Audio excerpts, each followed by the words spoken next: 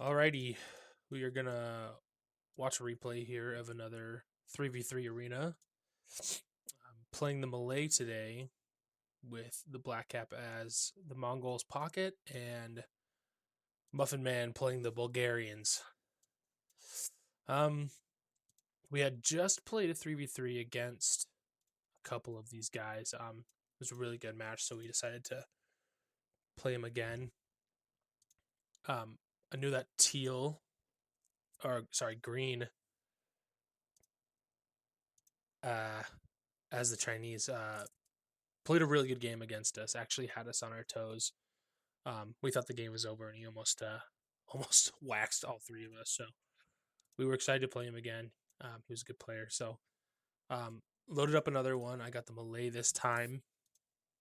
Right away, getting the Malay, you're thinking they get cheap elephants against an archer civ was my first thought. So I had that in the back of my mind. I saw the berries in between our bases, and I wasn't afraid of roaming knights or anything like that from any of the players. I assume that the pocket Lithuanian is going to go for all the relics.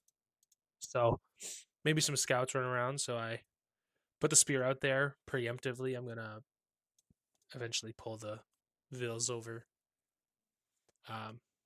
My teammates are bursting my eardrums with the random pings, just letting me know that there's a wolf attacking their scout. So thanks for the heads up, guys. I needed to know that that was going on, so I appreciated that a lot. Just gonna say hi as he runs by. No reason to fight. We're just chilling for now. So I was just kind of thinking, I can go one TC into elephants, or I can, you know, two TC and just passively see kind of how green is gonna approach this game.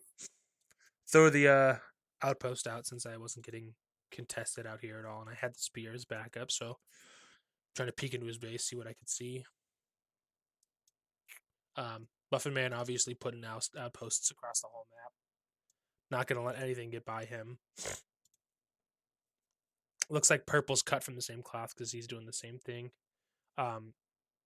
which is completely unacceptable in the eyes of Muffin Man. This is not allowed.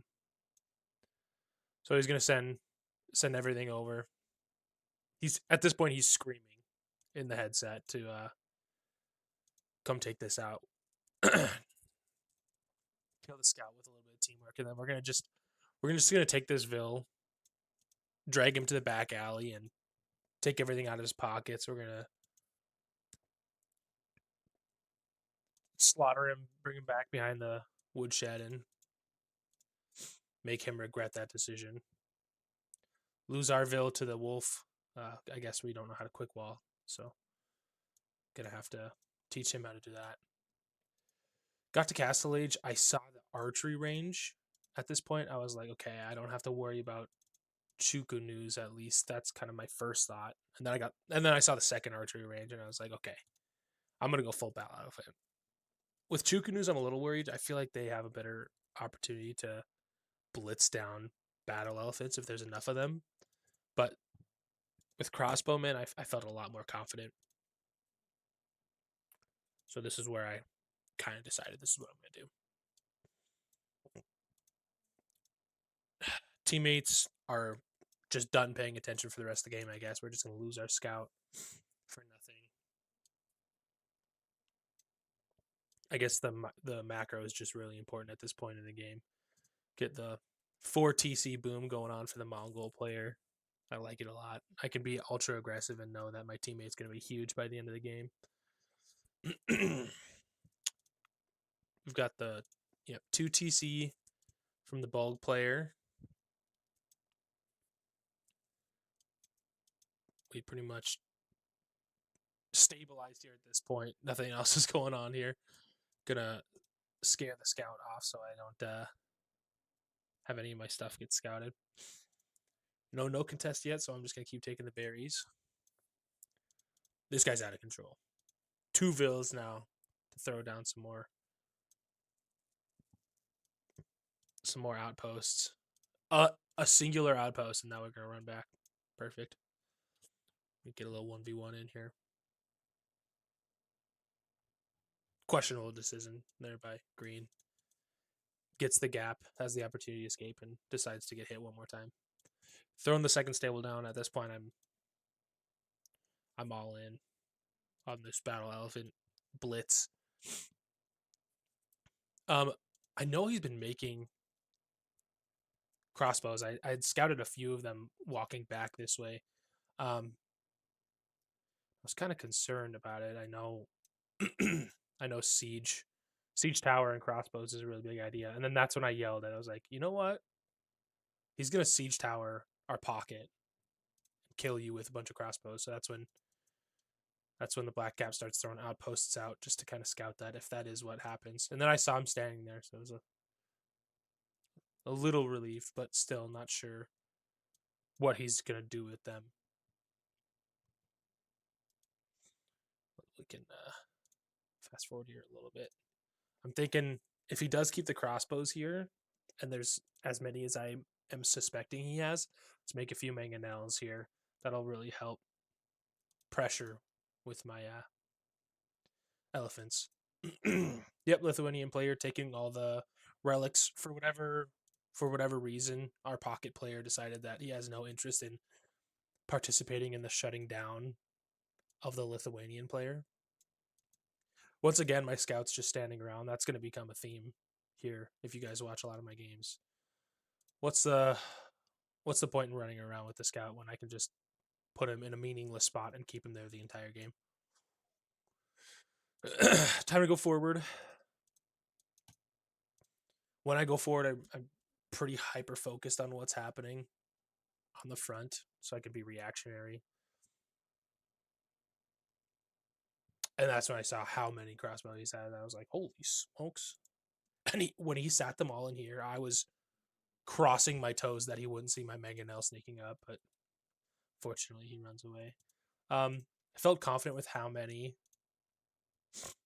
elephants I had on the front, so threw a second TC down, took a Vill out. That was awesome. And what do we have going on? We got a little defensive castle going on for both my teammates, so I felt pretty safe that they weren't going to get blitzed down and murdered, so I was confident in pushing forward. I was expecting some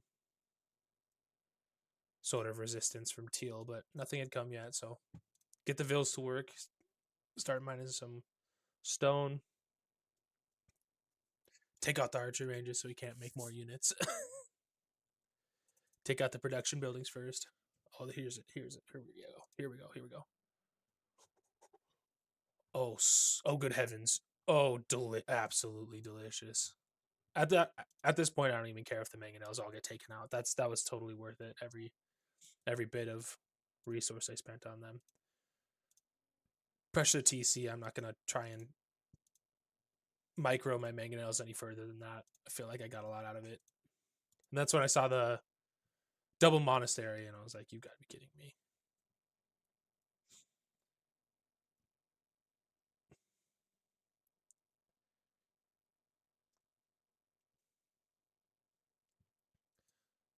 Should have just ran up to the gold right away, but taking out the monks, getting attacked by cavalry archers. Finally, he's sending some help. I appreciate him taking none of my vills out. That was awesome. So just getting him off gold as fast as possible because I know he's going to crank out a bunch of monks now. Run my mangonels forward with absolutely no protection. That's perfect. Really good decision there. Just let my elephants walk by the mangonels. Don't even defend them. Don't need them anymore. It's full elephant at this point. We've got the booming Mongol player. Looks like he's sending some Magadai forward now to help just snipe vills. This is perfect. Got a bunch of elephants taking out monasteries. I just don't want him to make any more monks, so we're going to take these buildings out here. It felt pretty set in stone at this point that I was going to take green out with the elephants that I had, but keep throwing them forward. Probably should have made a forward base here, but I was preoccupied.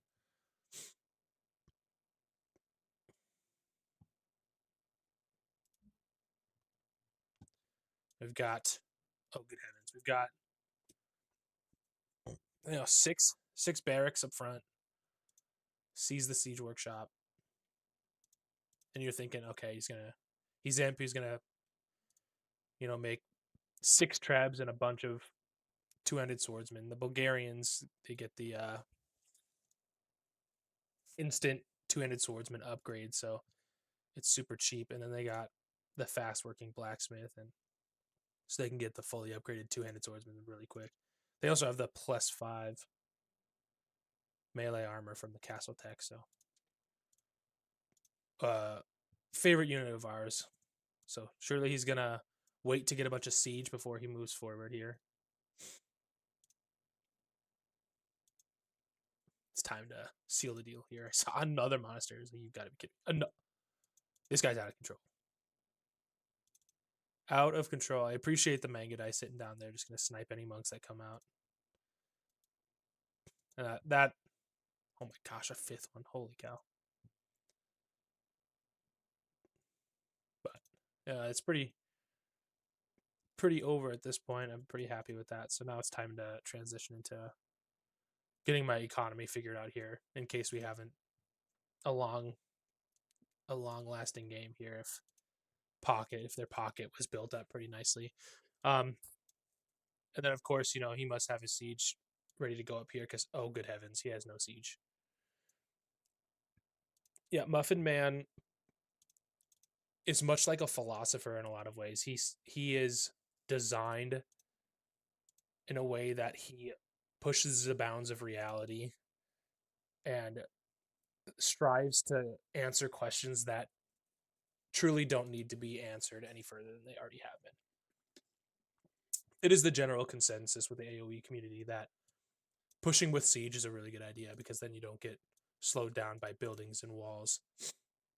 The Muffin Man, however, is the single person on the planet that disagrees with that sentiment. He is going to go forward with two-handed swordsman and only two-handed swordsman. And every single obstacle he runs into, he will bash in with the base of his skull. And if that doesn't work, he's going to double down and make more two-handed swordsmen. They are fully upgraded, and they're going into Purple's throat right now. I can hear him. I can hear him in the headset. He's chuckling. He's having an absolute blast. Watching as Purple struggles to hold the line, throw the walls up. It's not going to matter. He has all the siege he needs in two-handed swordsman, and he's going to eat every building that is in his way. Is the +5 melee armor going to matter in this matchup? Absolutely not. It is never going to come into play. Did he still get it? Absolutely he did. Just in case the villagers dared to put up a fight, we are going to smack every castle and every building as hard as we can with no remorse. We are going to hunt vills down in their homes. When they lock the front door, we're going to kick the door down. It is quite beautiful. He does make a singular treb. I was really proud of him for that. What do we have going on here? Yep. The player who's left of the game, we're going to make sure we take out all of his housing. Really efficient gameplay here from yours truly. I was just thinking I'm going to need the space for my secondary base that I was going to build here. That's what I was thinking. Going to keep some elephants AFK. Don't need them. Start to make some Karambit warriors. I thought for sure that we were going to see a lot of spears coming out, so wanted to transition quickly, but I think we have enough here to kind of seal the deal and finish the game out. Not to mention the kid on Adderall over here, who has made a treb and 80 two-handed swordsman. Because what else do you really need in life? He's going to wait for the gate to open up, and then he's going to just slip through. Appreciate that, guys. Hold that for me. Take every single building out. You can leave nothing. No stone unturned. No vill left untraumatized. And we're just going to keep pushing in here. Get some production buildings up forward. Though at this point, I think we were all just laughing at the destruction and massacre that was the Bulgarian two-handed swordsman rush. Interestingly enough, the Lithuanian player didn't grab the relic that was 32 feet away from his front gate. That was an interesting choice by him.